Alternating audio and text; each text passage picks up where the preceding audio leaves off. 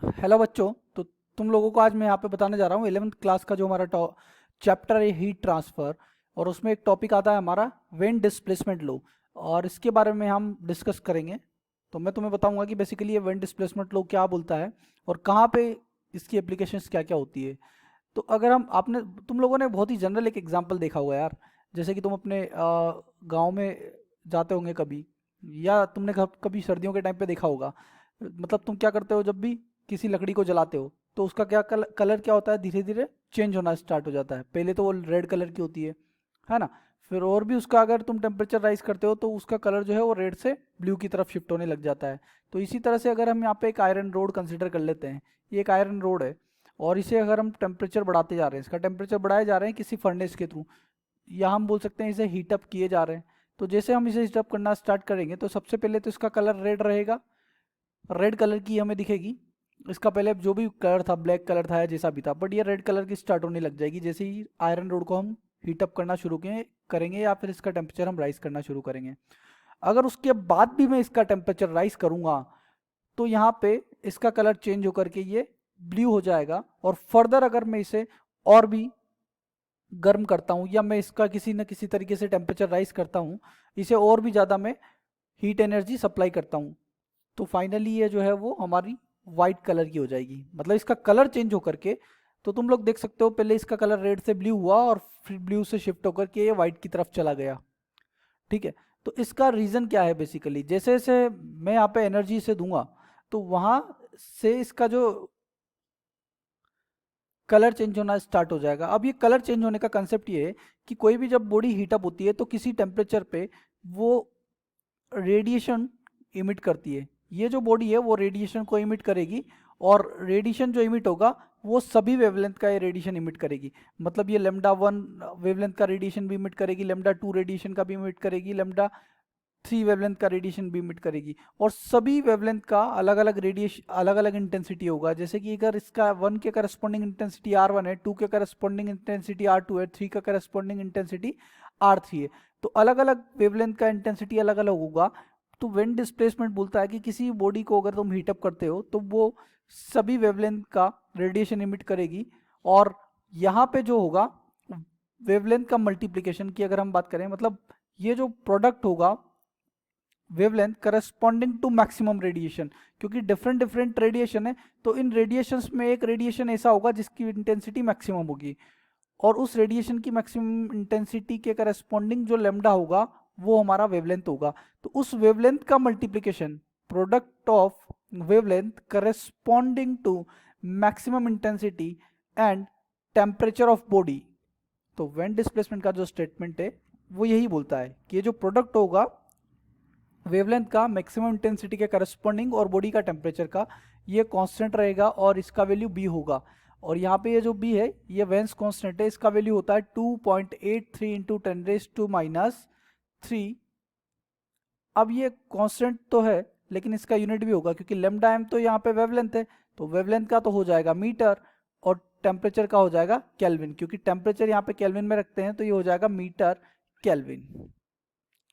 तो इस तरह से ये वेंस डिस्प्लेसमेंट लो का स्टेटमेंट एक कांस्टेंट वैल्यू देता है, जहां पे वेवलेंथ जो कि करस्पॉन्डिंग टू मैक्सिमम इंटेंसिटी है और टेम्परेचर ऑफ बॉडी, इन दोनों का मल्टीप्लिकेशन ऑलवेज कांस्टेंट रहता है। अब यहाँ पे हम एप्लीकेशंस की बात करें तो जैसे कि अगर हम बात करें स्टार का टेम्परेचर या सन का टेम्परेचर मेजर करने के लिए, या किसी भी बॉडी का टेम्परेचर मेजर करने के लिए जो रेडिएशन को इमिट कर रही है, वेंस डिस्प्लेसमेंट लो की कंडीशन को हम यूज में ले सकते हैं, या इन इक्वेशन को हम डायरेक्ट यूज में ले सकते हैं। तो जैसा कि हम बात करें, अगर हम बात करें यहाँ पे सोलर स्पेक्ट्रम, तो सोलर स्पेक्ट्रम से जो हमारा रेडिएशन आ रहा होता है उस रेडिएशन में मैक्सिमम इंटेंसिटी के करस्पॉन्डिंग वेवलेंथ हमारा होता है 4753 एंगस्ट्रोम।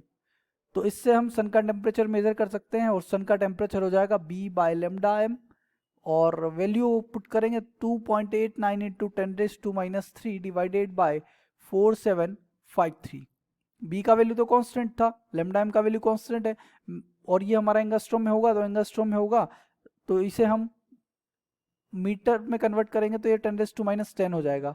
जिसे सोल्व करेंगे तो ये आ जाएगा 0.6080 मल्टीप्लाई बाय, अब यहाँ पे देख सकते हैं ये हमारा 4.7 में कन्वर्ट करेंगे तो 10⁻⁻7 हो जाएगा, 10⁻⁻7 ऊपर जाएगा तो ये 10⁻⁴ बन जाएगा बिकॉज ऊपर -3 है, और ये सॉल्व होकर के आ जाएगा 6080 केल्विन।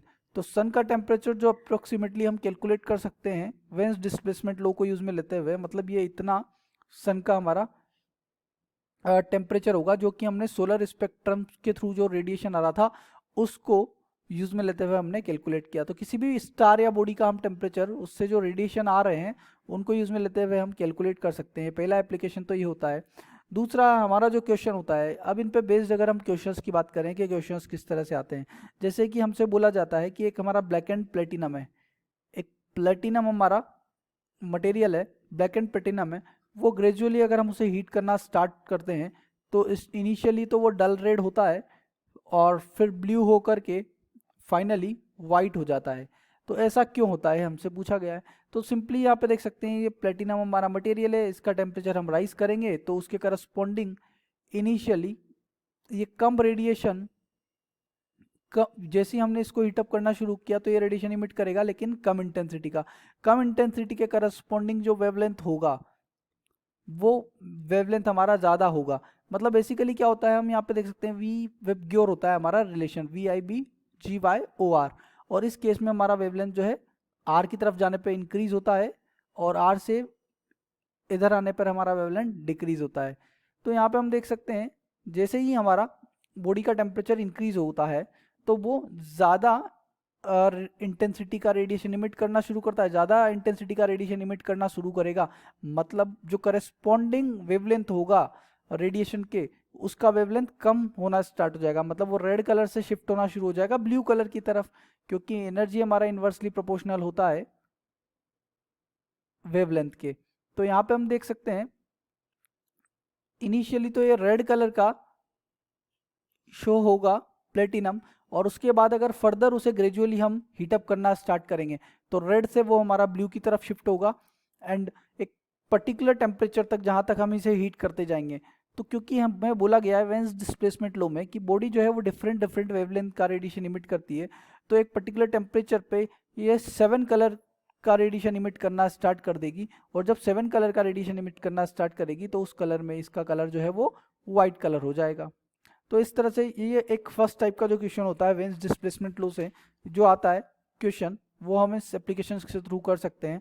सेकेंड टाइप का जो हमारा क्वेश्चन आता है, बोला जाता है कि विंटर की अगर हम बात करें, विंटर के टाइम पर, विंटर टाइम नाइट अगर हमारा क्लाउडी है, नाइट अगर क्लाउडी हो जाता है तो उस केस में टेम्परेचर हाई क्यों हो जाता है, या हम बोल सकते हैं कि वो वार्म नाइट क्यों हो जाती है। तो यहाँ पे फिर से हम देख सकते हैं ये जो क्लाउड से अगर विंटर के टाइम पे अगर हम बात करें, अर्थ जब है तो अर्थ पर जब रेडिएशन आएगा सन के थ्रू तो वो तो हमारा अंदर आ जाएगा, बट यहाँ पे अगर हम बात करें यहाँ पे अब नाइट के टाइम पर जो इसने रेडिएशन को एब्जॉर्ब किया है, इस अर्थ ने जो एब्जॉर्प्शन किया है, जो कि दिन के टाइम पे ये रेडिएशन एब्जॉर्ब कर रहा था, जो एनर्जी इसने एब्जॉर्ब किया है वो नाइट के टाइम पे ये एमिट करना स्टार्ट कर देगा। लेकिन यहाँ पर ये जो क्लाउड से हमारा वो एक तरह से ये गेट की तरह काम करेगा, ये गेट की तरह काम करेगा, मतलब जो हाई रेडिएशन, हाई इंटेंसिटी का रेडिएशन होगा वो तो पास कर जाएगा, बट लो इंटेंसिटी का रेडिएशन वापस रिफ्लेक्ट बैक हो जाएगा। अब जो हाई इंटेंसिटी का रेडिएशन होगा तो यहाँ पे हम देख सकते हैं energy inversely proportional to lambda होता है, तो जिसका एनर्जी ज़्यादा होगा उसका वेवलेंथ कम होगा, तो कम वेवलेंथ वाला तो इमिट कर जाएगा बट ज़्यादा वेवलेंथ वाला वापस रिफ्लेक्ट बैक कर जाएगा। ज़्यादा वेवलेंथ जैसे कि अगर हम बात करें रेड कलर और इस तरह से, और ये जब रिफ्लेक्ट बैक करेगा तो वो एनर्जी जो है यहाँ पे बीच में ट्रैप हो जाएगी, और वो एनर्जी ट्रैप हो जाएगी तो इसका टेम्परेचर बढ़ा देगी, और इसीलिए नाइट के टाइम पे विंटर में अगर क्लाउडी है तो वो रात जो है वो हमारी गर्म होती है। सिमिलरली एक और एग्जांपल होता है हमारा, जैसे कि अगर हम बात करें ग्रीन हाउस इफेक्ट की। ग्रीन हाउस इफेक्ट आपने बहुत अच्छे से सुना होगा, ग्रीन हाउस इफेक्ट। ये ग्रीन हाउस इफेक्ट जो होता है हमारा,